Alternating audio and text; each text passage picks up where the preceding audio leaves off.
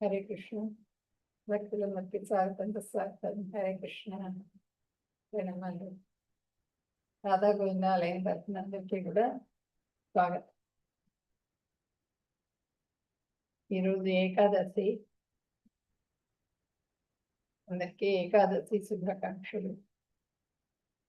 మనం 6వ అధ్యాయం చెప్పుకోబోతున్నాం ఈరోజు. 6వ అధ్యాయం ధ్యాన యోగం.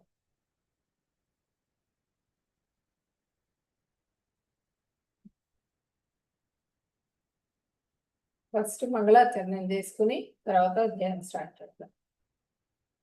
ఓం అజ్ఞానతిమిరాంధస్య జ్ఞానాంజనశలాకయా చక్షురున్మిలితం యేన తస్మై శ్రీ గురవే నమః.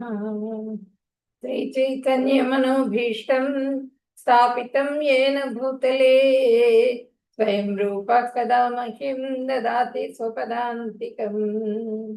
వందేహం శ్రీగురు శ్రీయుతపదకమలం శ్రీగురున్ వైష్ణవాంశ్చ శ్రీరూపం సాగ్రజాతం సగణ రఘునాథాన్వితం తం సజీవం సాద్వైతం సావధూతం పరిజన సహితం కృష్ణ చైతన్య దేవం శ్రీ రాధా కృష్ణ పాదాన్ సగణ లలితా శ్రీ విశాఖాన్వితాంశ్చ.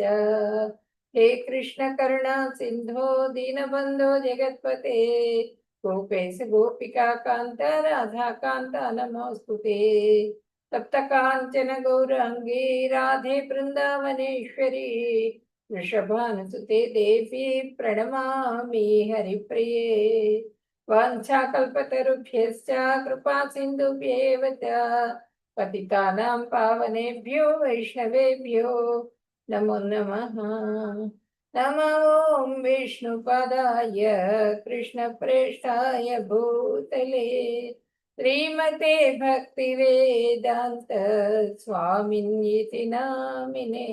नमस्ते सरस्वती देवे गौरवाणी प्रचारिणे निर्विशेषा शून्यवादी पाश्चात्य देशतारिणे.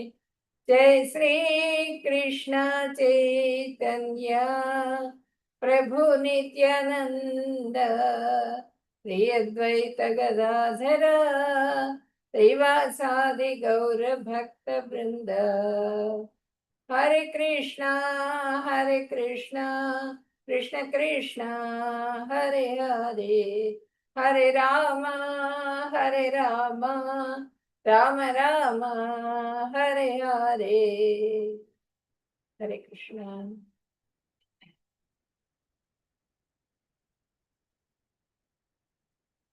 ఈరోజు మనము షష్టాధ్యాయం చెప్పుకోబోతున్నాము.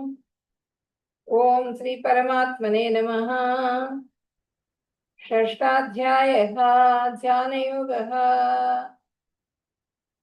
ఇక్కడ దీంట్లో యోగికము యుద్ధము చేయము అని చెప్పుకున్నారు భగవంతుడు.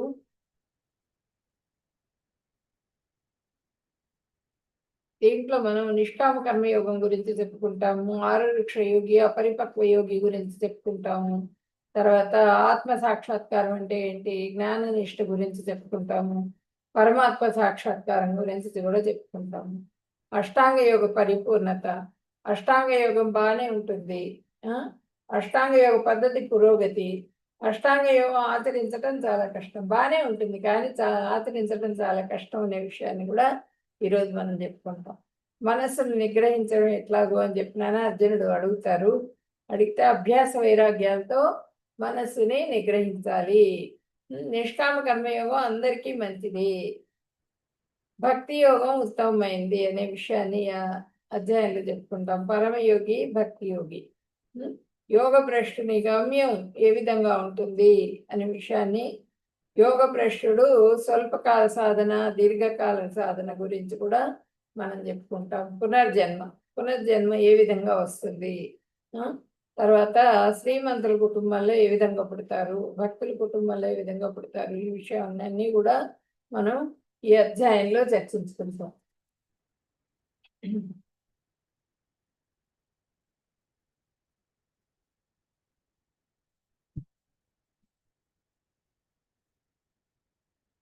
శ్రీ భగవానువాచ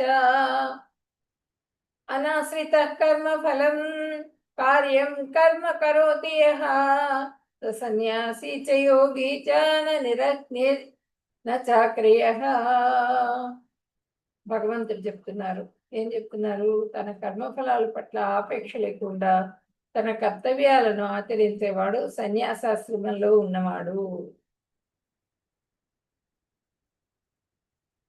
హరే కృష్ణ మాత, స్క్రీన్ రావట్లేదు మాతాజీ అని చెప్పి భగవంతుడు చెప్తున్నారు అనమాట. అంటే తన కర్మఫలాల పట్ల అనాశ్రిత అంటే వాటిని ఆశ్రయించుండటకుండా, ఏవైతే కర్మలు చేస్తామో వాటి మీద ఆసక్తి లేకుండా అనాసక్తితో ఎవరైతే ఉంటారో ఆ కర్తవ్య నిర్వహణ, కర్తవ్యం అనే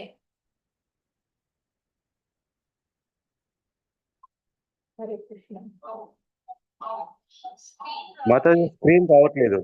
అవునా?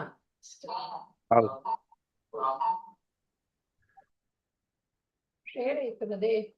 స్క్రీన్ షేర్ కావట్లేదా? లేదు మాతాజీ, స్క్రీన్ షేర్ కావట్లేదండి.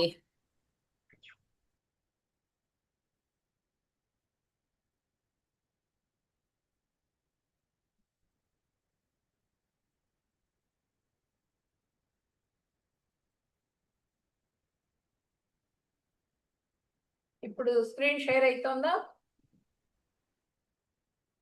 హరే కృష్ణ. ఎస్ మాతాజీ, ఇప్పుడు వస్తా ఉంది. మాతాజీ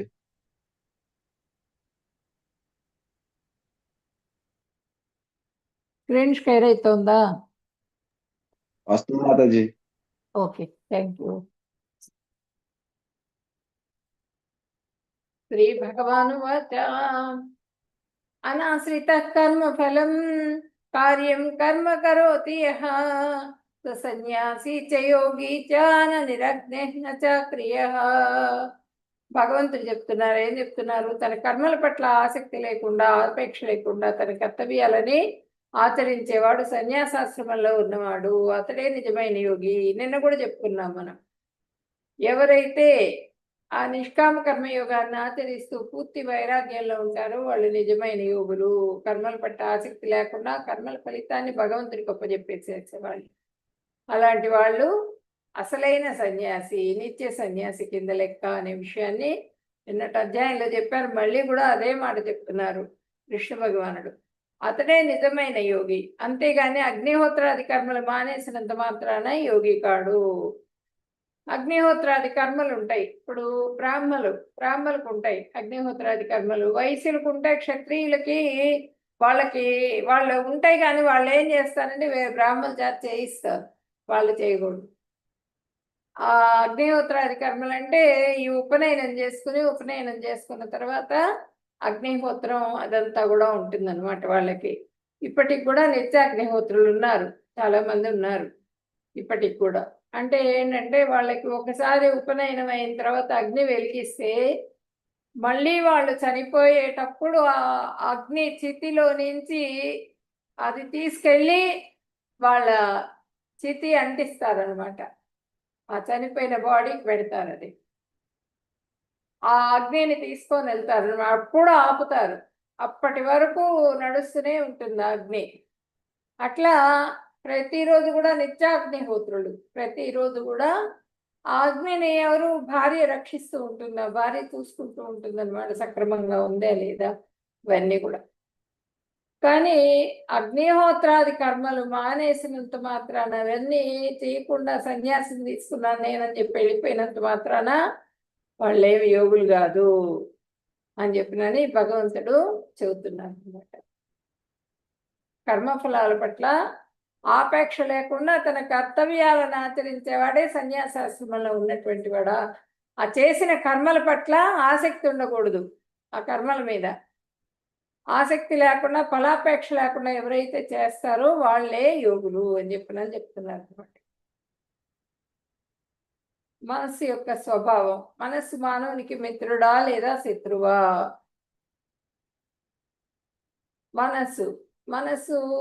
మనస్సులో మనకు కోరిక అదంతా కూడా మనస్సు దగ్గరికి వస్తుంది. మనస్సు కన్నా కూడా బుద్ధి శ్రేష్టం. మనసులో నుంచి ఆ కోరిక మళ్ళీ బుద్ధి దగ్గరికి వెళ్తుంది. ఆ బుద్ధి అంటే ఇంద్రియాల్లో ఫస్ట్ కోరిక స్టార్ట్ అవుతుంది. ఇంద్రియాల నుంచి మనసు అంటే ఈ కళ్ళాలు. ఆ కళ్ళాలని గట్టిగా పట్టుకోవాలన్నమాట బుద్ధి శ్రేష్టమైంది. బుద్ధి తర్వాత ఆత్మ. నేను చెప్పా కదా, తురియ సుషుప్తి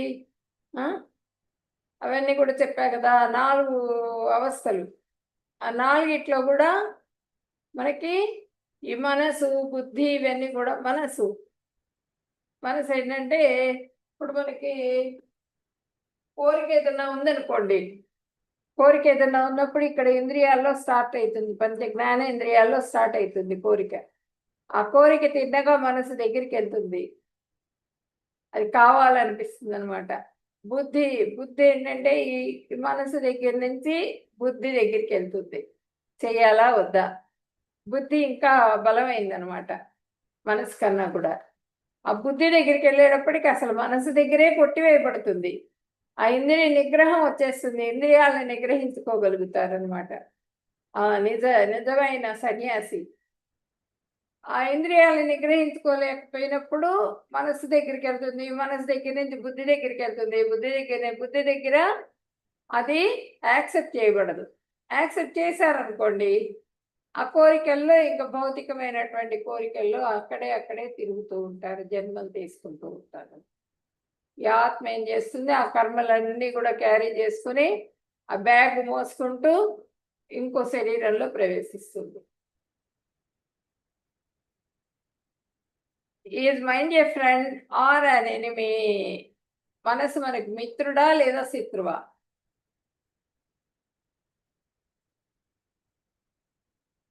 బంధురాత్మాత్మనస్తస్య ఏనాత్మైవాత్మనాదితః అనాత్మనస్తు శత్రుత్వే వర్తేతాత్మైవ శత్రువత్. మనస్సును జయించిన వారికి మనస్సే మిత్రులలో ఉత్తముడు, కానీ అలా చేయడంలో విఫలమైన వాళ్ళకి అతని మనస్సు ఒక పరమ శత్రువు వలె పనిచేస్తుంది. అది మనస్సు ఎవరైతే నిగ్రహించగలుగుతారో వాళ్ళకి మనసు మిత్రుడైతుంది. లేదు, నిగ్రహించలేని వాళ్ళకి కోరికలు పెరిగిపోతాయి. కోరికలు పెరిగిపోయినప్పుడు వాళ్ళ మనసు వాళ్ళకే శత్రువు అయిపోతుంది. వాళ్ళు హ్యాపీగా ఉండలేరు అనమాట, ఎప్పుడు కూడా దుఃఖంలో ఉంటారు, ఫెయిల్ అయిపోతూ ఉంటారు. ఆ అన్ని కోరికలు తీరవు కదా, ఆ తీరని కోరికలు గొంతెమ్మ కోరికలన్నీ పెట్టుకొని అవి తీరక ఫెయిల్ అయిపోతూ ఉంటారు. ఆ ఫెయిల్ అయిపోయినప్పుడు దుఃఖానికి లోనవుతూ ఉంటారు అనమాట. అప్పుడు మనసు వాళ్ళకి శత్రువు అయిపోతుంది. సరైన పదాన్ని అనుసరిస్తారు. ప్రగతిశీల మరియు ఆరోగ్యకరమైన ఎంపికలు. ఇంద్రియ భోగం నుండి వైరాగ్యం. ఫలితం స్వేచ్ఛ మరియు ఔన్నత్యం.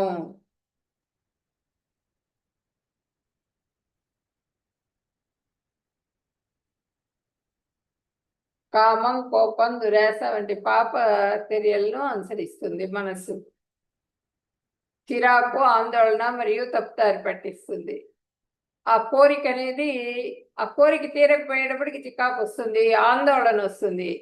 తప్పు పనులు చేసినప్పుడు తప్పుదోవలో వెళ్ళినప్పుడు ఆందోళన కలుగుతుంది. అమ్మో నన్ను పట్టేసుకుంటారేమో, నాకు శిక్ష పడుతుందేమో, ఇట్లా వాడు భయం ఏర్పడుతుంది, ఆందోళన పడుతూ ఉంటాడు. మరియు మనస్సు ఏమవుతుంది, తప్పుదారి పట్టిస్తుంది అనమాట. ఇంద్రియ భోగంపై మమకారం. ఇంద్రియాలన్నీ కూడా నాకు ఇది కావాలి అది కావాలి అని కోరుతూ ఉంటాయి. ఆ కోరిన కోరికలన్నీ తీర్చాలి అనే దీంట్లో ఉంటుందన్నమాట మనస్సు. అట్లా ఉన్నప్పుడు ఫలితం పతనం మరియు బంధనం. అట్లా ఉన్నప్పుడు ఏమవుతుంది, ఫలితం పతనం మరియు బంధనం. వాళ్ళు ఫాల్ డౌన్ అయిపోయి వాళ్ళకి అన్ని బంధాల్లో చిక్కుకుపోతారు. వాళ్ళు అప్పుడు ఏమవుతుంది, మళ్ళీ మళ్ళీ మళ్ళీ మళ్ళీ జన్మలు తీసుకోవాల్సి వస్తుంది, దేహాలు మారుతూ ఉంటాయి అన్నమాట. Mind is like fire, when control it can make miracles happen, when out of control can burn down everything in sight. ఇప్పుడు దావానలం అంటారు కదా, ఆ దావానలం ఏమవుతుంది, చిన్న నిప్పుర రేగుతుంది అక్కడ మన ఫారెస్ట్ లో. మొత్తం అడవులన్నీ కూడా తగలబడిపోతూ ఉంటాయి. తగలబడిపోతూ ఉంటే నీళ్లు పెట్టి ఆపగలరా? ఆపలేరు. అది ఏ ఫైర్ ఇంజనో ఏదన్నా వచ్చి ఆపాల్సిందే దాన్ని. మనసు కూడా కోరిక కూడా అట్లా రగులుతూ ఉంటుంది అనమాట మనకి మనసులో. ఆ కోరికలు కనుక, mind is like fire, when control it can make miracles happen. అది కంట్రోల్ చేసాం అనుకోండి, మనసుని కంట్రోల్ చేసి సరైన పద్ధతిలో నడుచుకున్నప్పుడు మిరాకిల్స్ చేస్తుందిట. ఆశ్చర్యాలు, చాలా చాలా విచిత్రమైన పనులన్నీ చేస్తున్నది, చాలా ఆశ్చర్యకరమైన పనులు. Out of control, when out of control, అది మన మనస్సు మన కంట్రోల్ తప్పింది. మనం ఏదైనా చెప్పినా వినట్లా, మనకు అది నాకు అది కావాలి అంటుంది అంతే.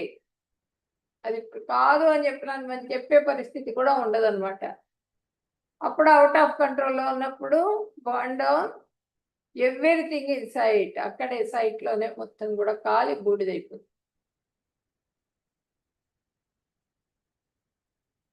యుక్త ఇతి యుచ్యతే యోగే, భగవంతునితో సంబంధం కలిగి ఉన్నవాడు యోగి. జ్ఞాన విజ్ఞాన తృప్తాత్మ కూటస్థో విదితే ధ్రుయః.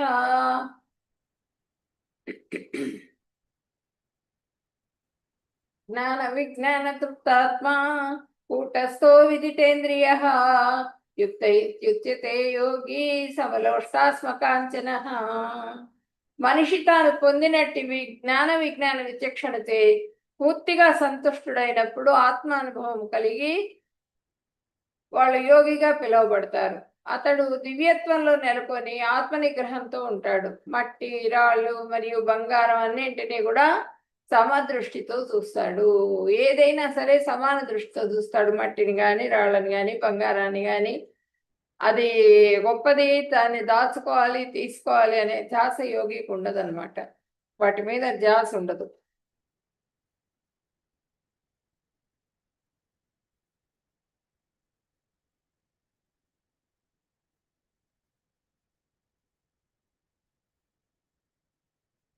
ఇప్పుడు బంగారాన్ని ఒక ఉక్కు ముద్ద పెట్టి కొడుతూ ఉన్నాం అనుకోండి, ఆ షేప్ మారుతూ ఉంటుంది.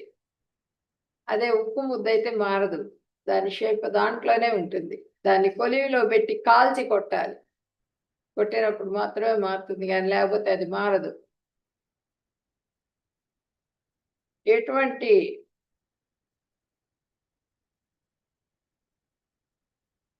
పరిణితిలోనైనా ఇంద్రియాలు ఒకే రకంగా సమంగా స్పందించి ఇవన్నీ పరమాత్మ కృపతో ఇటువంటి వాడు యోగితో సమానం. ఇటువంటివన్నీ కూడా పరమాత్మ కృపకి రూపాలు అన్నమాట. ఇంద్రియాలన్నింటినీ కంట్రోల్ చేసుకున్నాం అనుకోండి మనం, అప్పుడు పరమాత్మ కృప లభిస్తుంది మనకి. ఆత్మ నిగ్రహంతో ఉంటాడు. మట్టి, రాళ్ళు ఒకటే అనుకుంటారు అనమాట. వాళ్ళకి ఏవి అవసరం లేదనిపిస్తుంది. ఒక రాజుగారి దగ్గరికి ఆయన భగవంతుడు వచ్చి, నేను రేపే వచ్చేస్తున్నాను నా దగ్గరికి, నా ధామానికి వచ్చేస్తున్నావు అని చెప్పారట. అయ్యో, నేను ఒక్కడినైతే ఎట్లా, నా భార్య, ప్రజలు అందరూ కూడా బ్రహ్మాండంగా భక్తి చేసుకుంటున్నారు, వాళ్ళందరినీ కూడా తీసుకెళ్ళాలంటారు. సరే కానీ రండి, అందరూ రండి అని చెప్తారు. సరే, నెక్స్ట్ డే పొద్దున్నే బయలుదేరి వెళ్తూ ఉంటే కొంత దూరం వెళ్ళేటప్పటికి ఆ వెజల్స్ అన్ని కనిపించినాయట. చాలా చాలా వస్తువులు, తినుబండారాలు ఇవన్నీ కనిపించినాయి. అవన్నీ తీసుకొని కొంతమంది డ్రాప్ అయిపోయినారు. వీటి కోసమే కదా మనం ఎన్ని రోజులు భగవంతుడికి వచ్చింది. ఇవే వచ్చిన తర్వాత ఇంకా భగవంతుడు ఎందుకు అనుకున్నారో తీసుకున్నారు, ఆగిపోయారు. ఇంకా కొంత దూరం వెళ్ళేటప్పటికి మణులు, మాణిక్యాలు ఇవన్నీ కూడా కనిపించినాయి. బంగారం కనిపిస్తున్నది. ఒక్కొక్కళ్ళే డ్రాప్ అయిపోతున్నారు. ఇంకా రాణిగారి వంతు వచ్చింది. రాణిగారి వంతు వచ్చేటప్పటికి, అబ్బా, ఈ మణులతో గనక నేను హారం చేయించుకొని పెట్టుకొని ఆ సింహాసనానికి రాజు లేకపోతే ఏంటి, నేనే పరిపాలిస్తాను అని చెప్పి అనుకుందిట. అనుకునేటప్పటికీ ఇంకా ఆ వెనకాలకు తిరిగి చూశాడు రాజు. ఆగిపోయింది ఆమె. ఆ మొత్తం మణులు మాణిక్యాలు అవన్నీ కూడా తీసుకొని లేదు. వెనక్కి తిరిగి చూస్తే రాజు ప్రజలు లేరు, భార్య లేదు, ఎవరు లేరు. ఎవరు లేకపోయేటప్పటికి అర్థమైందా నీకు అని అడిగాడు భగవంతుడు. అర్థమైంది నాకు అని చెప్తారు. అంటే వాళ్ళందరూ కూడా అన్నింటినీ, కనిపించిన వాటిని అన్నింటినీ కూడా తీసుకుని వెళ్ళిపోయారు. రాజుకు కూడా అవన్నీ కనిపించినాయి, కానీ వేటి మీద ఆసక్తి లేదు ఆయనకి. అందుకని భగవంతుడి కృప లభించింది ఆయన.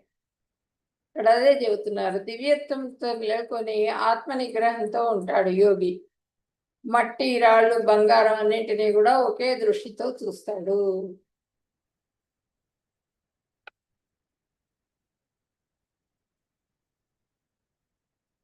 అష్టాంగ యోగం, కనెక్టింగ్ టు గాడ్. కర్మయోగ, జ్ఞానయోగ, అష్టాంగ యోగ, భక్తి యోగ. వాట్ ఈజ్ అష్టాంగ యోగ? అష్టాంగ యోగంలో మనకి ఇవన్నీ కూడా యమ, నియమ, ఆసన, ప్రాణాయామ, ప్రత్యాహార, ధారణ, ధ్యాన, సమాధి, ఈ 8 విషయాలు కూడా ఉంటాయి అన్నమాట అష్టాంగ యోగంలో. ఫస్ట్ మనం యమ గురించి చెప్పుకుందాం.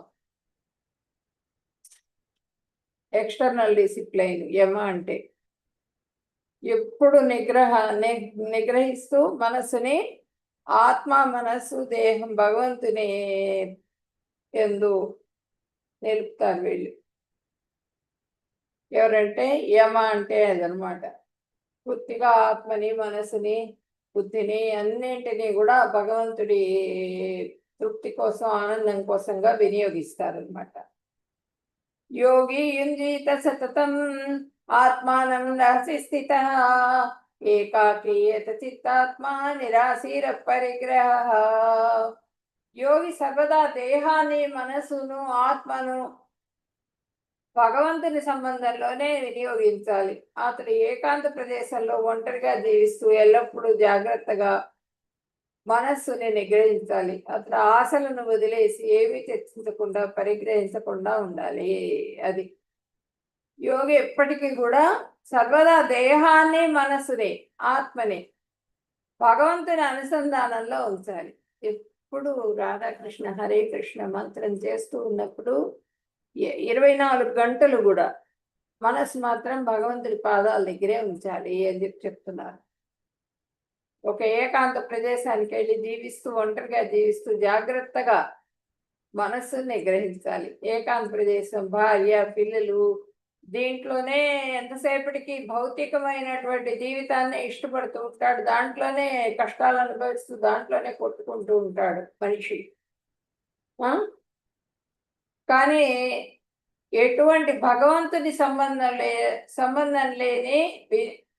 సంబంధంలోనే వినియోగించాలి. మన ప్రతి అంగాన్ని కూడా చేతులు భగవంతుడికి ప్రసాదం చేయటానికి, భజన చేయటానికి ఉపయోగించాలి. కాళ్ళు మందిరానికి వెళ్ళడానికి ఉపయోగించాలి. కళ్ళు భగవంతుడి ఆ సచ్చిదానంద రూపాన్ని దర్శించుకోవడానికి ఉపయోగించాలి కళ్ళని. తర్వాత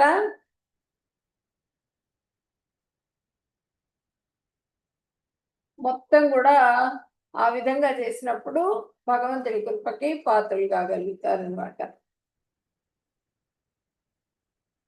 ఆత్మతృప్తి కలుగుతుంది.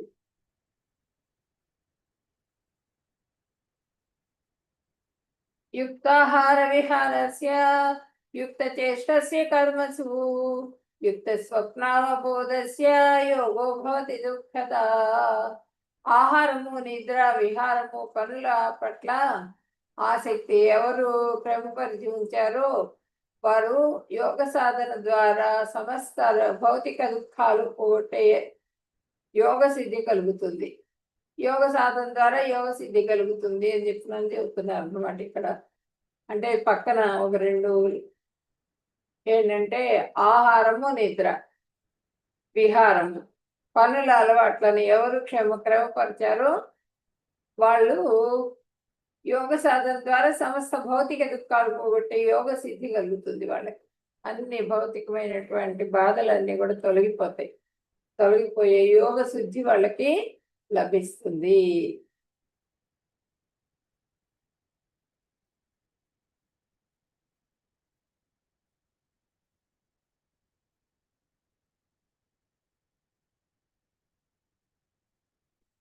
యమ యమ అంటే ఏంటి? చేయవలసిన నియమాలు, సానుకూలతమైన పరిస్థితులు, సానుకూలమైన పద్ధతులు, ఇవన్నీ కూడా తెలియజేస్తుంది యమాలు. తర్వాత నియమ, చేయకూడనివి ఏవైతే చేయవచ్చు, ఏవి చేయకూడదు అనేది చెప్పాలి మీరు.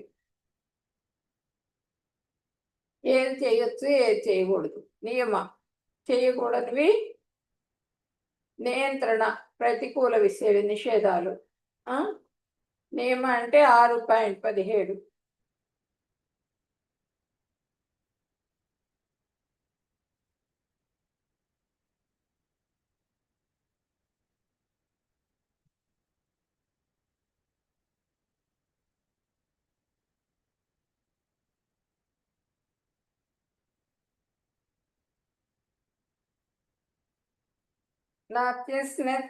నాస్తిస్తు యోగోస్తి నైకాంతమనస్నితః నాతి స్వప్నశీలస్య జాగ్రత్తో నైవ అర్జున. ఓ అర్జున, అధికముగా తీసుకున్న వానికి కానీ మిగిలిన అన్ని పదార్థాలు, ఎంగిలి పదార్థాలు వాటిని తినవానికి కానీ, అధికముగా నిద్రించవానికి కానీ, తగినంత నిద్రలేని వానికి కానీ యోగి అగుటకు అవకాశం లేదు. అది సరైన ఆహారం సరైన సమయానికి తీసుకోవాలి. అట్లా ఎవరైతే తీసుకోరో వాళ్ళు యోగి అవ్వటానికి వాళ్ళకి అర్హత లేదు అని చెప్తున్నారు అనమాట. ఆహార నియమం ఒకటి, నిద్ర ఒకటి, వీటన్నింటినీ కూడా క్రమబద్ధమైన పరిస్థితుల్లో తీసుకోవాలి వాటిని. అది నియమ. తర్వాత ఆసన. ఆసన అంటే కూర్చున్న భంగిమలు. ఇప్పుడు కూర్చున్న ఆసన అంటే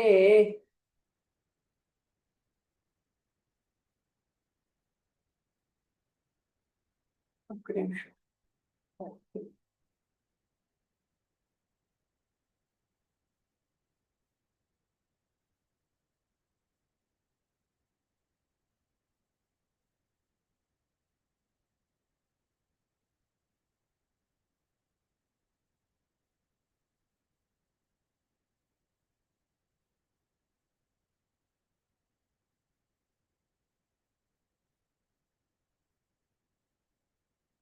సమకాయ శిరో గ్రీవం ధారయన్నచలం స్థిరః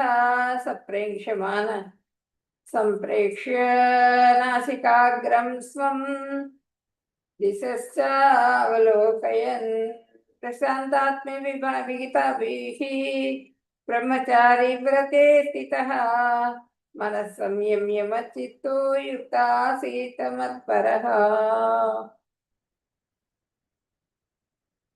ఇట్లా శరీరము, కంఠము అన్నీ కూడా రుజువర్తనలో ఉంచాలి. స్ట్రైట్గా కూర్చోవాలి. స్ట్రైట్గా కూర్చుని పరమాత్మని ధ్యానం చేయాలి. కూర్చున్న తర్వాత ఆ భగవంతుడిని అక్కడికి ఆనుకోవాలి. ఆనుకుని అంటే ఒక కొంచెం ఎత్తుగా ఉన్న ప్రదేశం చూసుకోవాలన్నమాట. కొంచెం ఎత్తుగా ఉన్న ప్రదేశం చూసుకొని అక్కడ ఫస్ట్ ఏం చేయాలంటే ఈ దర్భలని పరచాలి. కూర్చున్న భంగిమ గురించి చెప్తున్నారు ఇక్కడ 14.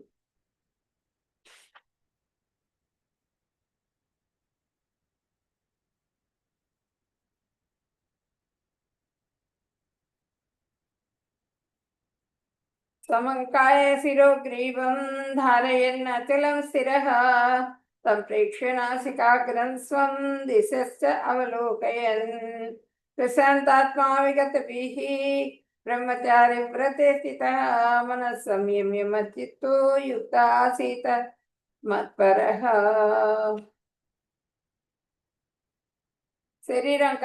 శరీరము, కంఠము, తల, రుద్రరేఖలు నిదానంగా ఉంచుకొని వాళ్ళు ఆ కపాలభాతి బ్రీదింగ్ అవన్నీ కూడా ఆ బ్రీదింగ్ మొత్తం కూడా వాళ్ళు అన్ని కంట్రోల్ చేసుకొని ఆ బ్రీదింగ్ చేయటం మొదలు పెడతారు. అక్కడ కూర్చుంటారు అనమాట భంగిమలు.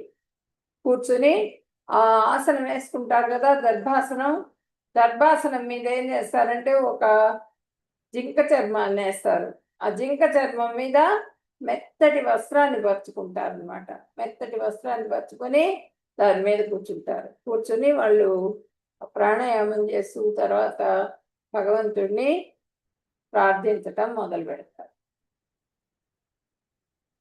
ప్రాణాయామం శ్వాసను నియంత్రించడం అన్నమాట. శ్వాస పీల్చుకోవడం వదలడం నియంత్రించడం. ఒక్కొక్కసారి ఫుల్ గాలి పీల్చుకొని చాలాసేపు వాళ్ళు వదలరు అనమాట. ఆ విధంగా ఉంటారు. ఇదేంటంటే ఇట్లా గాలి పీల్చుకోవాలి, వదలాలి. ఇది ప్రాణాయామం. ప్రత్యాహార ఇంద్రియాలను ఉపయోగించి ఉపసంహరించుకోవడం. ప్రత్యాహారం అంటే ఇంద్రియాలన్నింటినీ కూడా వాటి పనులు అవి. అంటే ఇంద్రియాలన్నీ కోరికలతో నిండి ఉంటాయి కదా, ఆ కోరికలన్నీ కూడా ఉపసంహరించుకోవాలి అని చెప్తున్నారు. ఇంద్రియాల్లో ఉన్నటువంటి కోరికలన్నీ. ధారణ అంటే మనస్సును నియంత్రించటం. మనస్సుని ఎప్పుడు కూడా నియంత్రణలో ఉంచుకోవాలి. మనసు యొక్క శోషణ పరిష్కరించాలి. తర్వాత ధ్యానం. ధ్యానం అంటే విష్ణు పైన ధ్యానం.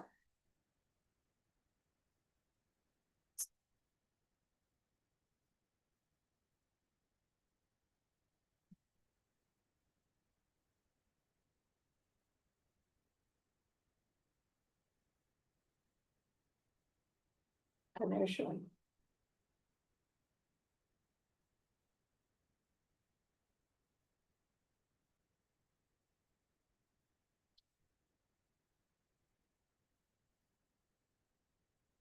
ప్రత్యాహారం అంటే ఇంద్రియాలని ఉపసంహరించుకోవటం. అంటే ఇంద్రియాలు ఉపసంహరించుకోవటం అంటే ఆ ఇంద్రియాల్లో జరిగే కార్యక్రమాలన్నీ కూడా ఉపసంహరించుకుని వైరాగ్యాలకు వచ్చేసేయటం. ధారణ మనస్సును నియంత్రించటం. వాటితో పాటుగా మనసు ఏంటి, నావి కావాలి, నాకు అవి కావాలి.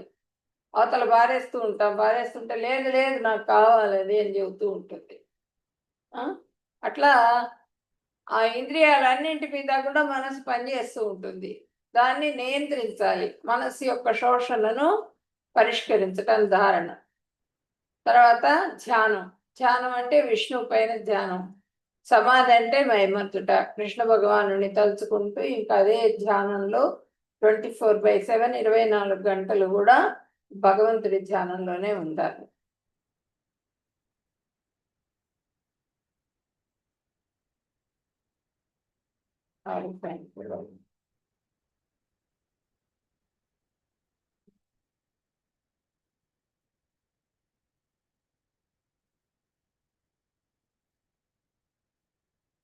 సనిశ్చయేన యోక్తవ్యో యోగో నిర్వేణ చేతసా సకల్ప ప్రభవాన్ కామాన్ త్యక్త్వా సర్వాన్ శేషతః మనసైవేంద్రియ గ్రామం వినియమ్య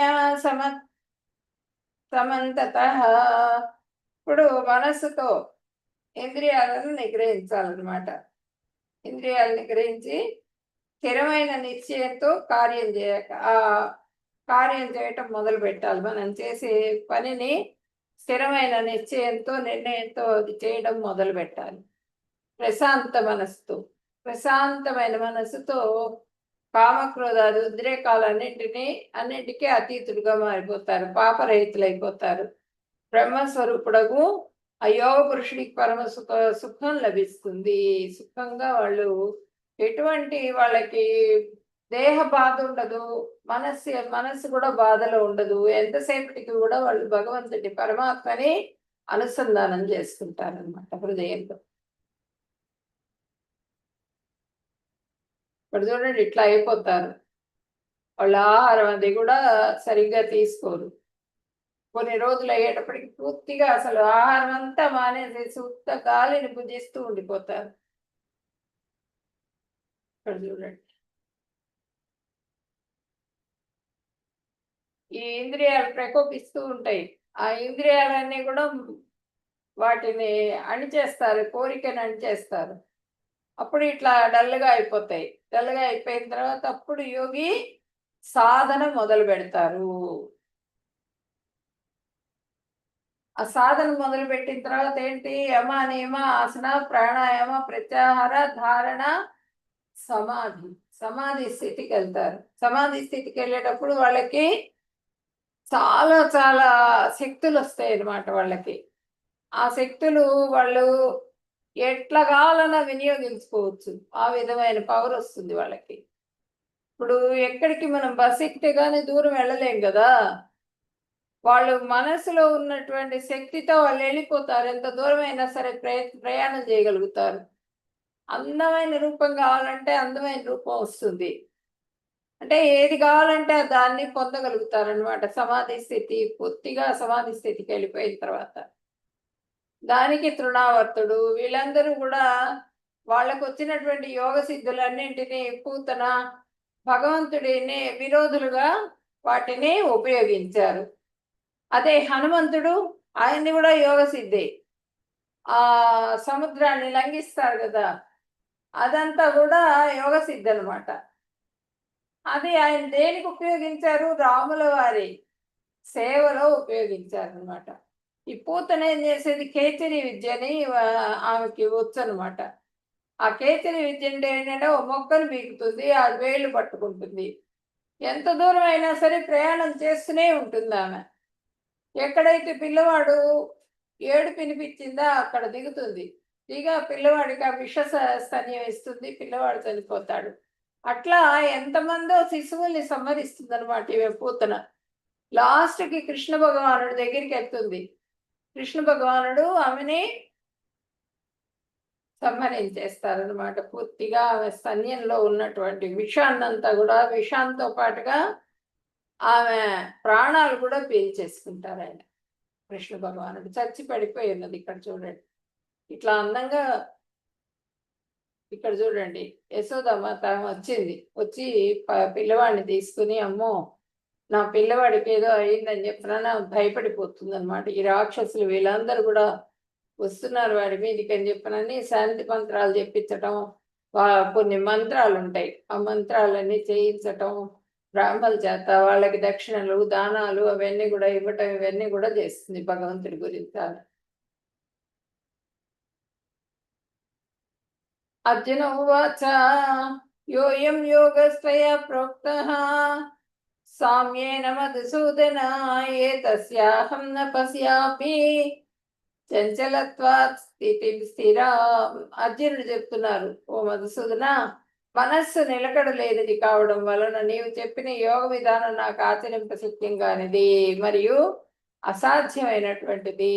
సేవ అందరి వల్ల కాదు ఇది. అంటే నువ్వు చెప్పింది బాగానే ఉంది, మనసు నిలకడలేనిది కావడం వలన నువ్వు చెప్పింది బాగానే ఉంది, కానీ మనస్సుకు నిలకడ ఉండదు కదా. మనస్సు నిలకడలేనందువల్ల నువ్వు చెప్పిన యోగ విధానం అది ఆచరించడం చాలా కష్టమైపోతుంది. పరమాత్మని అనుసంధానం చేసుకోవాలంటే ఆ యోగ విధానంలో అది చాలా చాలా ప్రాక్టీస్ కావాలి. లేకపోతే కనుక నష్టం అయిపోతుంది అనమాట. అది ఆచరింప శక్యం కాదు. కాబట్టి అసాధ్యం అనిపిస్తున్నది అని చెప్పనని అర్జునుడు చెప్పాడు. అర్జున ఉవాచ యోయం యోగస్వయా ప్రోక్తః సామ్యేన మధుసూదన ఏతస్యాహం న పశ్యామి చంచలత్వాత్ స్థితిం స్థిరాం.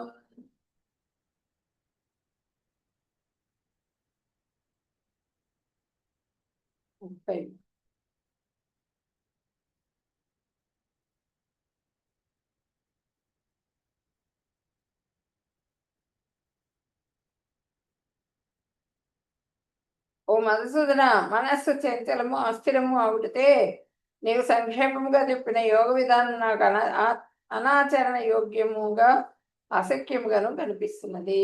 ఈ యోగా నువ్వు చెప్పింది ఆచరించడానికి అనువుగా లేదు, అసఖ్యంగా ఉంది అని చెప్పినని అర్జునుడు చెప్తున్నారు అనమాట. చంచలం హి మన కృష్ణ ప్రమాదీ బలవదృఢం తస్యాహం నిగ్రహం మన్యే వాయోరివ సుదుష్కరం. ఓ కృష్ణ, మనస్సు చాలా చంచలమైంది, అల్లకల్లోలమైంది, బలమైనది, మూర్ఖ పట్టుదల గలది. అలాంటి మనసును నిగ్రహించడం వీచే గాలిని నిగ్రహించడం కన్నా కూడా ఎంతో కష్టమైంది అని చెప్పినని చెప్తున్నారు అనమాట. అంటే మనస్సు చాలా చాలా చాలా చాలా చంచలం. మనస్సు ఇట్లా కూర్చుంటాము, ఎక్కడికో వెళ్ళిపోతుంది. మనం ఎదురుగుండా కనిపిస్తూ ఉంటాం, చూస్తూనే ఉంటాం అటువైపు, కానీ ఆ ధ్యాస అక్కడ ఉండదు, ఎక్కడికో వెళ్ళిపోతుంది. అట్లా చంచలం మనస్సు, ఒకదాని మీద స్థిరంగా నిలబడాలంటే నిలబడదు. కాబట్టి మూర్ఖ పట్టుదల కూడా కలిగి ఉన్నటువంటిది. ఆ మనస్సు నిగ్రహించడం వీచే గాలిని నియంత్రించడం కన్నా కూడా ఎంతో కష్టమైంది అని చెప్పినని అర్జునుడు చెప్తున్నారు అనమాట కృష్ణ భగవానుడితో. చూడండి, ఇక్కడ మనం ఇంతకు ముందు ఆల్రెడీ చెప్పుకున్నాము. ద్రోణాచార్యుడు అర్జునుడు కంటే కరెక్ట్ గా వేస్తాడు బాణం. ఇక్కడ చూడండి, ఇక్కడ మత్స్యయంత్రం ఆ నీళ్ళల్లో చూస్తూ పైన తిరుగుతూ ఉంటుంది మత్స్యయంత్రం, ఇట్లా చక్రంలాగా. దాంట్లో చాపు ఉంటుంది, దాన్ని కరెక్ట్ గా కన్ను కొట్టాలి, కొట్టి అది కింద పడాలి, ఆ నీళ్ళల్లో పడాలి. అది అది అది అంటే ఆ పాన్ వైపు చూడకూడదు, చూడకుండా పక్కన ఎక్కడన్నా పక్కకి వెళ్ళిపోయి చూసు. అదేంటంటే ఆ బాణం వేసేటప్పుడు కిందికి చూడాలి, కిందికి చూస్తూ పైన మత్స్యాన్ని కొట్టాలన్నమాట. కొట్టినప్పుడు అది కింద పడుతుంది. అదేంటి, అది స్థిరమైన నిశ్చయము, స్థిరంగా మనసు స్థిరంగా ఉన్నప్పుడు మాత్రమే వాళ్ళు అభ్యాసం చేయగలుగుతారు, ఆ అభ్యాసంలో సక్సెస్ కాగలుగుతారు. ఇక్కడ చూడండి, ఇక్కడ ఈయన అర్జునుడు అందుకే ప్రియమైన శిష్యుడు అనమాట ద్రోణాచార్యుడికి. కాన్సన్ట్రేషన్ బాగా ఎక్కువ, మనసు చంచలం ఉండదు. ఇక్కడ చూడండి, 5 పంచపాండవులు.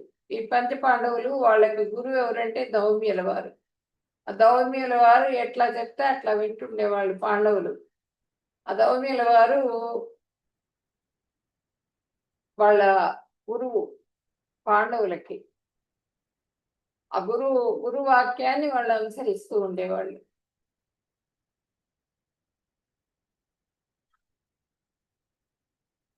శ్రీ భగవాన్ వాచ అసంశయం మహాబాహో మన దుర్నిగ్రహం చలం అభ్యాసేన తు కౌంతేయ వైరాగ్యేణ చ గుహ్యత. కృష్ణ పరమాత్మ చెబుతున్నారు, అర్జున, చంచల స్వభావమైన మనసును నిగ్రహించడానికి శక్యం కానిది అవడంతో సందేహం లేదు, కానీ తగిన సాధన మరియు వైరాగ్యాల ద్వారా దాన్ని నిగ్రహించవచ్చు. మనసు చాలా చంచలమైంది కరెక్టే, కానీ దాన్ని అభ్యాసం చేయాలి. దాన్ని కంట్రోల్ చేయాలంటే మనకి అభ్యాసం ద్వారా కంట్రోల్ చేయగలుగుతాం మనము అని చెప్పినని అర్జునుడికి చెప్పారనమాట. ఇక్కడ చూడండి, అభ్యాసం చేయిస్తున్నారు, సత్వగుణంలో అభ్యాసం చేయాలి. అభ్యాసం చేస్తూ ఉంటే ఆ శాస్త్రాధ్యయనం, శాస్త్రాలన్నీ కూడా పట్టుబడతాయి, మనసు కంట్రోల్లో ఉంటుంది.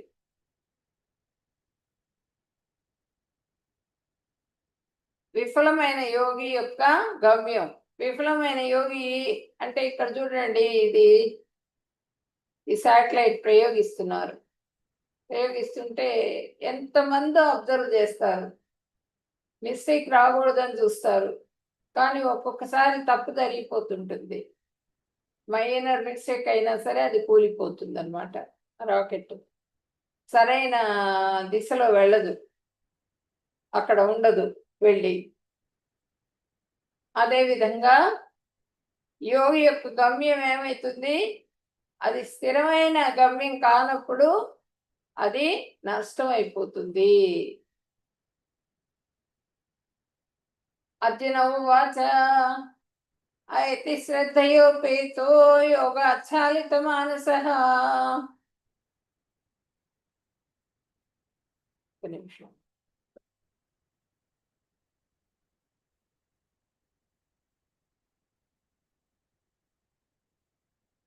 అర్జున ఉవాచ ఐతి శ్రద్ధయోపేతో యోగాచరిత మానసః అప్రాప్య యోగ సంసిద్ధిం కాం గతిం కృష్ణ గచ్చతి. అర్జునుడు చెప్తున్నారు, ఈ మార్గంలో శ్రద్ధతో ప్రయాణం ప్రారంభించి కూడా చంచలమైన మనస్సు కారణంగా తగినంత పరిశ్రమింపక యోగ లక్ష్యం యొక్క అంతిమ విజయాన్ని ఈ జన్మలోనే సాధించలేకపోయినా యోగి యొక్క గతి గమ్యం ఏమిటి? అతను ఏమవుతాడు? అతను సాధించలేకపోతాడు. ఇప్పుడు అన్ని అష్టాంగ యోగంలో 8 అంటే 8 విషయాలు పెట్టారు. ఆ 8 స్టెప్స్ వెళ్ళలేక 4 స్టెప్స్ వరకు ప్రచారం వరకు వెళ్తాడు. వెళ్ళిన తర్వాత ఫెయిల్ అయిపోతాడు. ఇంద్రియాలను కంట్రోల్ చేసుకోలేడు. ఫెయిల్ అయిపోతాడు. అన్ని రోజులు చేసిన యోగా కూడా అతను యోగా ధ్యానం చేస్తాడు కదా, అది మొత్తం ఒక్క నిమిషంలో మొత్తం కూడా అయిపోతుంది దాని సంగతి. అట్లా తగినంత పరిశ్రమించక యోగ లక్ష్యం యొక్క అంతిమ విజయాన్ని సాధించలేడు. ఆ సమాధి స్థితి వరకు వెళ్ళలేడు. అట్లాంటి యోగి పరిస్థితి ఏంటి? అలా సమాధి స్థితి వరకు వెళ్ళలేని వాళ్ళ సంగతి ఏంటి అని చెప్పనని అడుగుతున్నారు అనమాట. ఈ జన్మలో యోగంలో సాఫల్యత సాధించలేకపోతే పుణ్యలోకాలకు వెళ్తారు. అది ఈ జన్మలో సాధించలేకపోయినారు కృష్ణ భగవానుడిని, అప్పుడు వాళ్ళు ఏం చేస్తారు? పుణ్యలోకాలకు వెళ్తారు.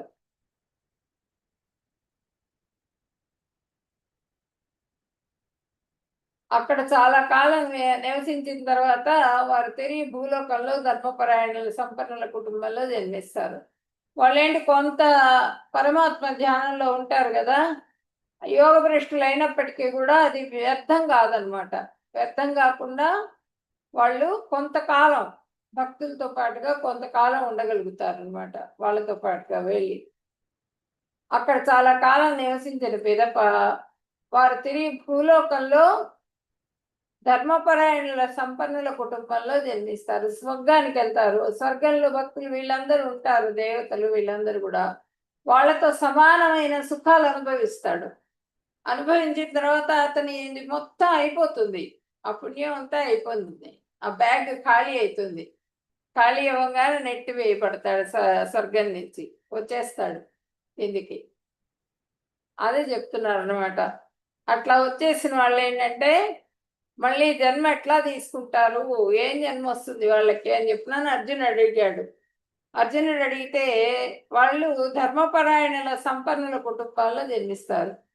ఇప్పుడు వీళ్ళు ఉంటారు కదా, బాగా మంత్రము అధ్యయనము ఇవన్నీ చేసిన వాళ్ళ ఇంట్లో జన్మిస్తారు. లేదు, బాగా సంపన్న కుటుంబాల్లో జన్మిస్తారు. ఎంతో కాలం యోగా అభ్యాసం వలన వైరాగ్యం సిద్ధిస్తుంది అనమాట. వైరాగ్యం సిద్ధించిన తర్వాత జ్ఞాన సంపన్నుల కుటుంబంలో జన్మిస్తారు.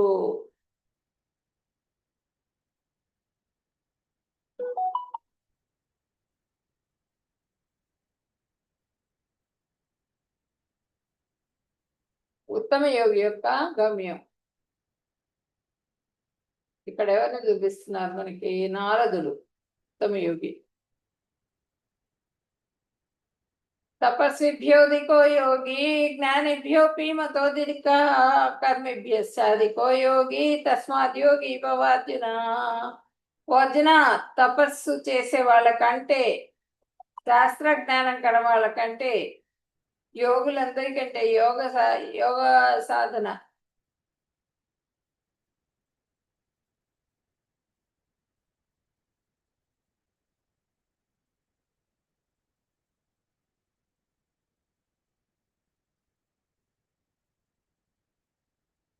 ఇప్పుడు అర్జున, తపస్సు చేసే వాళ్ళకంటే, శాస్త్ర జ్ఞానం కల వాళ్ళకంటే, యోగుల కంటే ధ్యాన యోగి గొప్పవాడు కనుక నీవు ధ్యాన యోగం సాధించాలి. ధ్యాన యోగి ఈయనేంటంటే నిత్యం కూడా కర్మలు చేస్తూనే ఉంటారు వాళ్ళు, కానీ కర్మల చేత బంధింపబడరు, వైరాగ్యంలో ఉంటారు.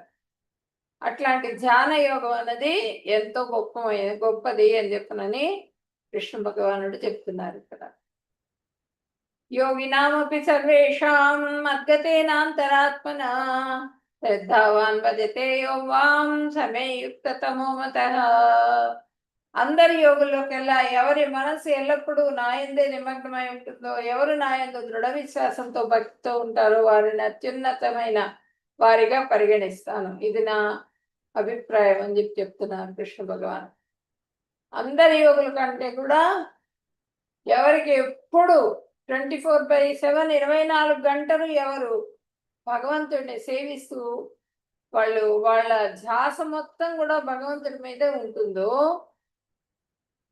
అట్లాంటి దృఢ విశ్వాసంతో ఉన్నటువంటి భక్తులు వాళ్ళని అత్యున్నతమైన వారిగా నేను ప్రకటిస్తున్నానని చెబుతున్నారు.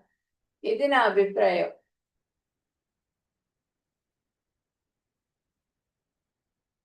భక్తి యోగం, అష్టాంగ యోగం, జ్ఞానయోగం, కర్మయోగం.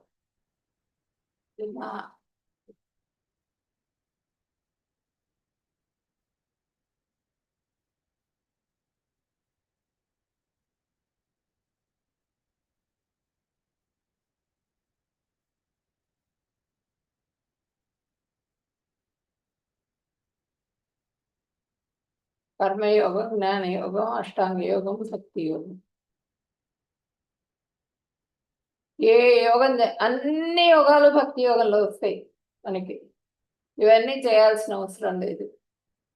అన్ని యోగాలు కూడా భక్తి యోగంలో వస్తాయి కాబట్టి మన భక్తి యోగమే శ్రేష్టమైంది. మిగతా యోగాలన్నింటి యొక్క తుదిగా మేమేది భక్తి యోగమే. ఏ యోగం చేసినా సరే భక్తి యోగి అయిన తర్వాతే భగవద్ధామానికి చేరుకోవాలి. కాబట్టి వాళ్ళ ఆఖరికి వాళ్ళు భక్తి యోగి కావాల్సిందే అని చెప్తున్నారు అన్నమాట. Different yogas practices for different yogas. ఇక్కడ చూడండి, సత్యయుగంలో మెడిటేషన్ చేశారు వాళ్ళు. అంటే యజ్ఞాలు అవన్నీ కూడా చేశారు. తపస్సులు కూడా చేశారు. తపస్సులు చేశారు. మెడిటేషన్ అంటే వాళ్ళకి 1,00,000 సంవత్సరాలు ఉండేది కదా. నేను చెప్పాను కదా చార్ట్, యోగిక్ చార్ట్. 1,00,000 సంవత్సరాలు ఉండేది వాళ్ళకి వయసు. దాంతో వాళ్ళు ఆ ఫలితం కోసంగా వాళ్ళు తపస్సులు ఇయర్స్ టుగెదర్ కూర్చుండే వాళ్ళ తపస్సులు.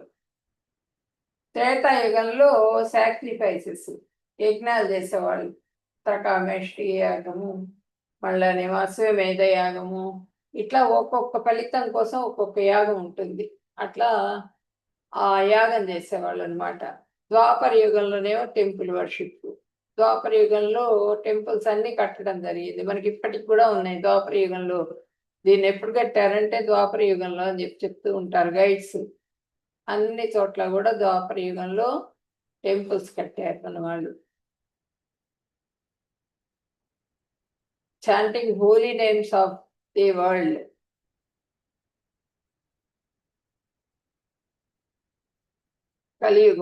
కలియుగంలో ఏం చేయాలి? ఈ యోగాలు ఏమి ప్రాక్టీస్ చేయాల్సిన అవసరం లేదు. ఆ భగవంతుడి నామాన్ని తలుచుకుంటూ జపం చేస్తూ ఆ నామంతోనే 24 గంటలు ఉండాలన్నమాట. మహామంత్ర జపంలోనే ఉండాలి 24 గంటలు, 24/7.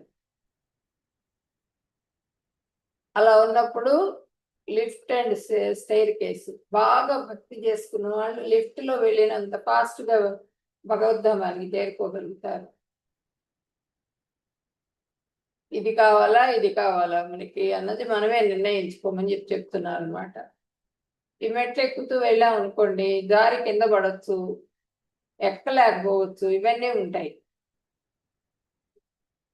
ఇక్కడ ఆయన లిఫ్ట్ అండ్ స్టైర్ కేసు, ఈ లిఫ్ట్ ఉపయోగించుకుని భక్తుడు ఆ భక్తి అనేటువంటి లిఫ్ట్ ద్వారా భగవద్ధామానికి తేలిగ్గా చేరుకుంటారు, భగవంతుడి కృపకు పాత్రలు అవుతారు. What is a Mantra? Mann plus Mantra, mind delivery. మన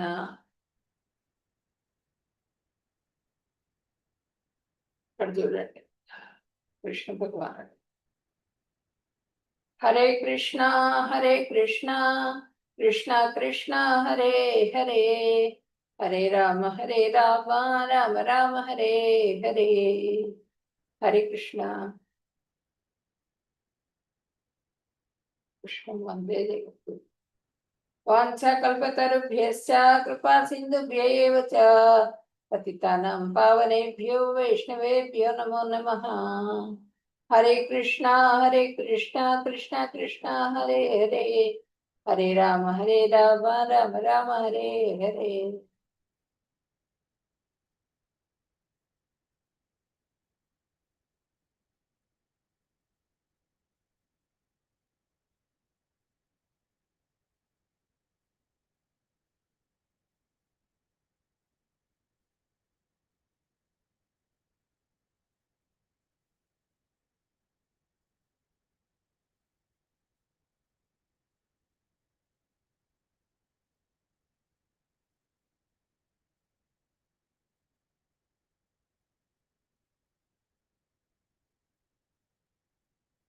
వాంఛాకల్పతరుభ్యశ్చ కృపా సింధుభ్య ఏవ చ పతితానాం పావనేభ్యో వైష్ణవేభ్యో నమో నమః. హరే కృష్ణ కృష్ణ కృష్ణ హరే హరే, హరే రామ కలియుగా ఉండిపోయేది. హరే కృష్ణ మాతాజీ. హరే కృష్ణ మాతాజీ.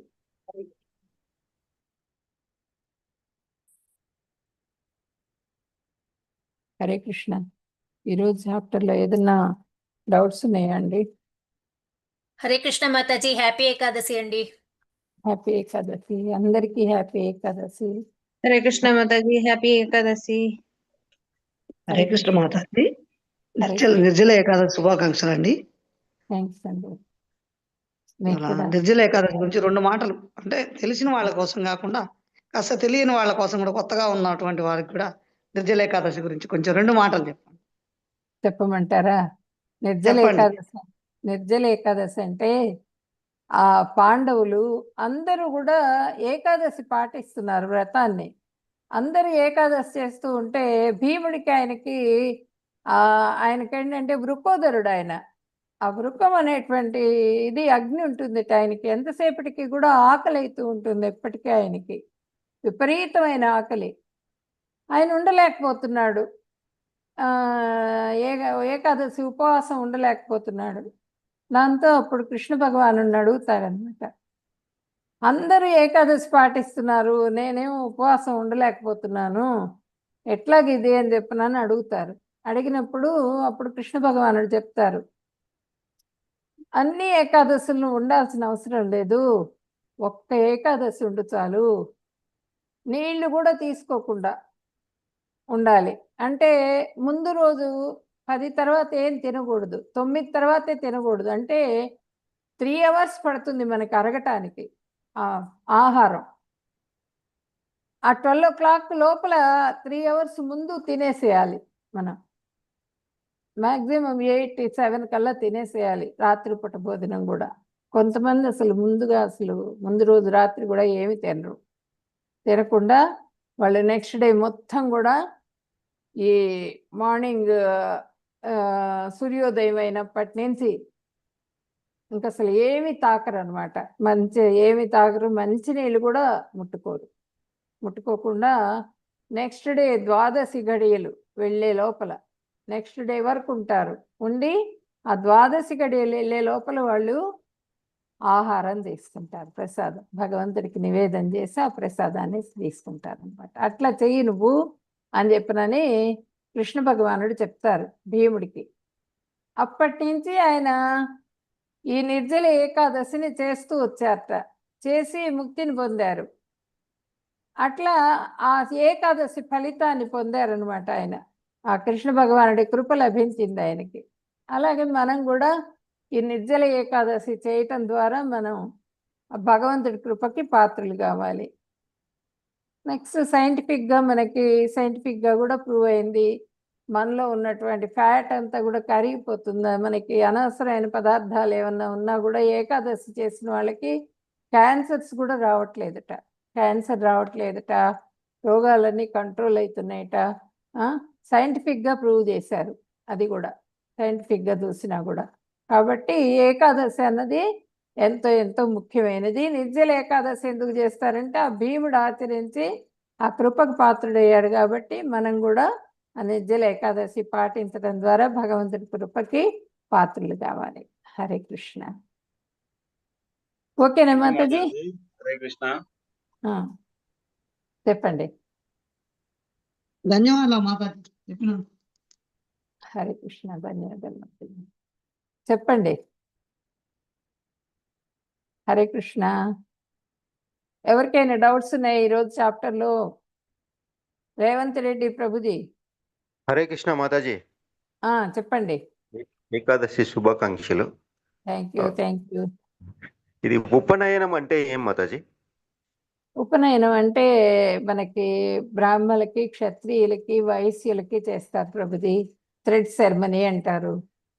అది గాయత్రి మంత్రం ఉపదేశిస్తారు అనమాట. గురువు ద్వారా ఉపదేశింపబడుతుంది గాయత్రి మంత్రం. తర్వాత తండ్రి ఉపదేశం చేస్తారు గాయత్రి మంత్రాన్ని. ఆ మంత్రాన్ని జపం చేసుకుంటారు. కొంతమందికే దానికి అర్హత ఉందన్నమాట మన శాస్త్రం ప్రకారంగా.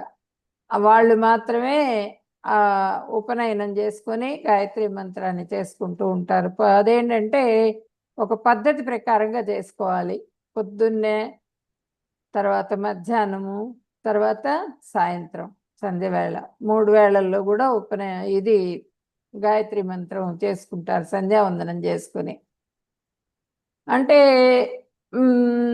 ఇప్పుడు మనకేంటంటే ఇస్కాన్లో మనకి దీక్షలు ఇప్పిస్తున్నారు. దీక్షలు ఇప్పించి 16 మాలలు చేసిన వాళ్ళకి దీక్ష ఇస్తారు.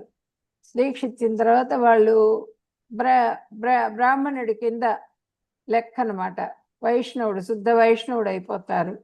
వాళ్ళకు కొన్ని నియమాలు పెడతారు. ఆ నియమాలన్నీ పాటిస్తూ వాళ్ళు దీక్ష తీసుకుని ఆ దీక్షలో కొన్ని రోజులు మహామంత్రం పఠించిన తర్వాత వాళ్ళకి బ్రాహ్మణ దీక్షని ఇస్తారు. ఆ బ్రాహ్మణ దీక్షలో ప్రతి వాళ్ళకి కూడా ఈ ఉపనయనం చేసి గాయత్రి మంత్రోపదేశం చేస్తారు గురువు గారు. గాయత్రి మంత్రోపదేశం చేసి అప్పుడు వాళ్ళు గాయత్రి మంత్రం చేసుకోవచ్చు. అంటే అందరినీ కూడా బ్రహ్మత్వాన్ని ఇస్తున్నారు అనమాట. అందరికీ ఆ పుట్టుకతో అందరూ కూడా శూద్రులే. గుణం ప్రకారంగా వాళ్ళని బ్రాహ్మణులుగా మార్చి వాళ్ళకి గాయత్రి మంత్రోపదేశాన్ని చేస్తున్నారు. మన ఇస్కాన్లో ఆ పద్ధతిలో మనకి గాయత్రి మంత్రం ఉపదేశింపబడుతుంది. ఓకేనా ప్రభుజీ? ఓకే మాతాజీ. ఇంకొకటి ఉంది, ఇంకా 2 ఉన్నాయి. చెప్పండి. ఇప్పుడు దౌమ్యుడు పాండవుల గురువు అనే, మళ్ళీ ద్రోణాచార్యుడు ఎవరు? ద్రోణాచార్యుడు కూడా దౌమ్యుడు ధర్మాలు అవన్నీ చెప్పడానికి. ద్రోణాచార్యుడు అస్త్ర శస్త్రాలన్నీ కూడా నేర్పించారు ప్రభుజీ ఆయన. ఓకే. దౌమ్యుడు ధర్మం గురించి చెప్పడానికి ఒక్కొక్క దానికి ఒక్కొక్క గురువు ఉంటారు ప్రభుజీ. రాజులు కదా వాళ్ళు, చక్రవర్తులు కదా. ఆ కుల గురువు ఆయన దౌమ్యుడు. ఓకే. ఆ ధర్మం చెప్తాడు. ఇప్పుడు వాళ్ళు ఏ అవసరం వచ్చినా కూడా దౌమ్యుని సంప్రదించేవాళ్ళు.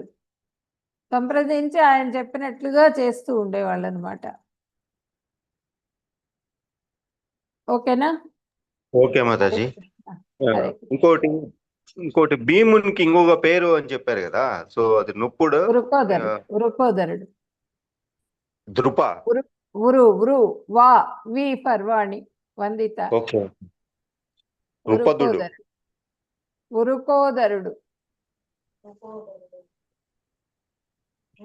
రుకోదరుడు. వా కింద అరు ఒత్తు ప్రభుజీ.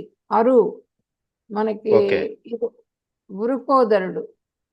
అరు రాకపోతే ఊ రాసి ఊ కింద రావద్దు రాయాలి. ఓకే.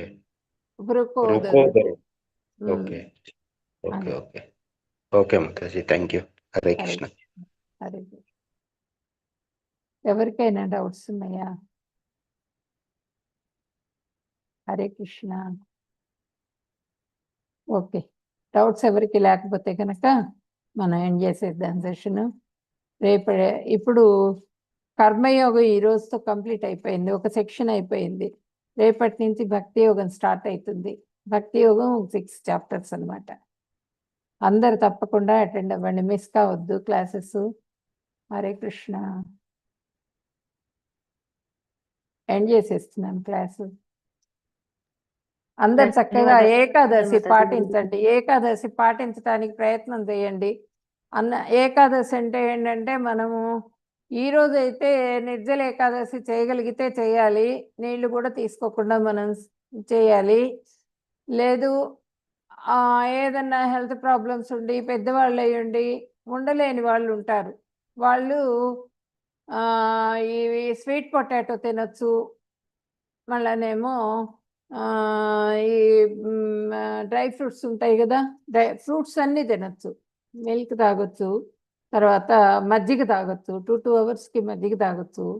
తర్వాత ఈ డ్రై ఫ్రూట్స్ ఉంటాయి కదా, బాదం ఒకటి, కాజు ఒకటి, ఇవన్నీ కూడా తినచ్చు. మళ్ళా ఖర్జూరం ఉంటుంది కదా, ఖర్జూరము, ఇవన్నీ తినచ్చు అనమాట. అవన్నీ తింటూ స్వీట్ పొటాటో ఉడకబెట్టుకుని తినచ్చు. పల్లీలు ఉంటాయి కదా, అవి ఉడకబెట్టుకుని నానబెట్టుకుని ఉడకబెట్టుకుని తినచ్చు, వేయించుకొని తినచ్చు. కాబట్టి ఇవి ఆహార పదార్థాలు మనకి ఉన్నాయి కాబట్టి ఉండలేని వాళ్ళకి ఉండలేని వాళ్ళు ఇవి తినైనా సరే, అంటే గ్రైన్స్ అవన్నీ తినకూడదు. మన కందిపప్పు, మినపప్పు, శనగపప్పు, మళ్ళీ ఈ బియ్యము, ఇవన్నీ ఏవి కూడా మనం వాటిలలో పాపం ఉంటుందిట ఇవాళ ఏకాదశి రోజు. కాబట్టి అవి మాత్రం నిరోధం అన్నమాట. అవి తీసుకోకుండా మిగిలినవి ఏవైనా సరే ఈ చెప్పిన పదార్థాలు తీసుకుంటూ మనం ఈ ఏకాదశిని పాటిస్తే హెల్త్ పరంగా కూడా ఎంతో మంచిది మనకి. అది మనకి శాస్త్రం ద్వారా తప్పకుండా పాటించాలని చెప్పబడింది. మిగిలిన ఉపోషాలన్నీ సోమవారం ఉపోషం, గురువారం ఉపోషం మన వాళ్ళు చాలా చాలా చేస్తూ ఉంటారు. అవన్నీ అనవసరం, అవన్నీ చేయాల్సిన అవసరం లేదు. 15 రోజులకు ఒకసారి తప్పకుండా ఇది చెయ్యండి, ఏకాదశి ఉపవాసం. హరే కృష్ణ. హరే కృష్ణ. ఏం చేసేస్తున్నానండి. అందరూ వీలైనంత ఉపవాసం అంటే ఏంటి? భగవంతుడికి దగ్గరగా ఉండటం. మనం ఉపవాసం భగవంతుడికి దగ్గరగా ఉండటం అంటే ఎప్పుడు ధ్యానంలో ఉండాలి. ఆ కళ్ళు మూసుకుని ఎప్పుడు కూడా భగవంతుడు కనిపిస్తూ ఉండాలి మనకి. పూర్తిగా హృదయంలో నింపుకోవాలి ఆయన రూపాన్ని. నింపుకుని హరే కృష్ణ కృష్ణ కృష్ణ హరే హరే, హరే రామ రామ రామ హరే హరే. అందరు చెప్పండి ఈరోజు. హరే కృష్ణ కృష్ణ కృష్ణ హరే హరే, హరే రామ రామ రామ హరే హరే. ఇట్లా మీరు వీలైనన్ని సార్లు చేసుకోండి. ఎన్నిసార్లు చేసుకోగలిగితే అన్నిసార్లు చేసుకోండి. ఎంత చేస్తే అంత మంచిది అన్నమాట. ఈరోజు మాతాజీ రేపు ద్వాదశి గడియలు ఎప్పుడు ముగుస్తాయి మాతాజీ? నేను దీంట్లో పెడతాను ప్రభుజీ మీకు. అంటే 4:50 నుంచి 4:59కి ద్వాదశి గడియలు. 4:59 నుంచి తినొచ్చు మనం. ఒక్క నిమిషం. 4:49 నుంచి అంటే ఒక్కొక్క ప్రాంతానికి ఒక్కో రకంగా ఉంటుంది. నేను మీకు పెడతాను, దీంట్లో పెడతాను, లింక్ లో పెడతాను. 7:20 వరకు. 7:20 హైదరాబాద్ లో 5:40 AM నుంచి 7:10 AM దాకా మాతాజీ. హరే కృష్ణ. ఓకే. ఇది మాయాపూర్ చదువుతున్నాను నేను. 4:50 నుంచి 7:20 వరకు మాయాపూర్ది. అది ఒక్కొక్క ప్రాంతానికి. నేను మాయాపూర్ లో ఉంటాను, అందుకని చెప్పి హైదరాబాద్ అయితే 5:40 ప్రభుజీ. 5:40 AM నుంచి 7:10 AM దాకా. హరే కృష్ణ. నేను మీకు దీంట్లో లింక్ లో పెట్టిస్తాను ప్రభుజీ. ఒక్కొక్క ప్రాంతానికి వేరే ప్రాంతాల్లో ఉన్న వాళ్ళకు కూడా ఇబ్బంది లేకుండా ఉంటుంది. పెట్టిస్తాను. ద్వాదశి. హరే కృష్ణ.